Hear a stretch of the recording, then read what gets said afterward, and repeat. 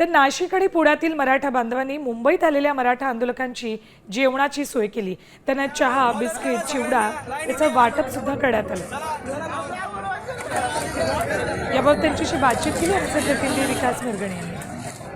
मराठा समाजाला आरक्षण मिळावं विविध मागण्यांसाठी मनोज जरांगे पाटील जे आझाद मैदानामध्ये आमरण उपोषण करत आहे। एक दिवसाची पुन्हा एकदा त्यांना मुदतवाढ मिळालेली आहे। या दृष्टीने मराठा समाज आंदोलनकर्ते जे आहेत उपाशी राहता कामा नये, या दृष्टीने जे आहे मराठा समाज, मराठी कार्यकर्ते, पदाधिकारी आपल्याला इथे दिसून येत आहेत। आम्ही पुण्यातनं आलोय।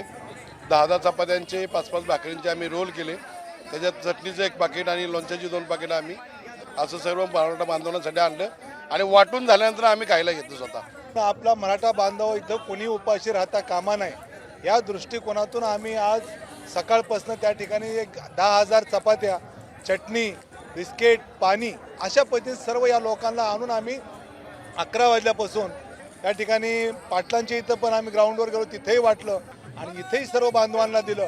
त्याचं आम्हाला खूप समाधान मिळतंय। आम्ही सगळं आणलेलं आहे, तांदूळ आणलेले, कांदे आणलेले, बटाटे आणलेले, गॅस शेगडी, पातेले सगळं काही आणलेलं।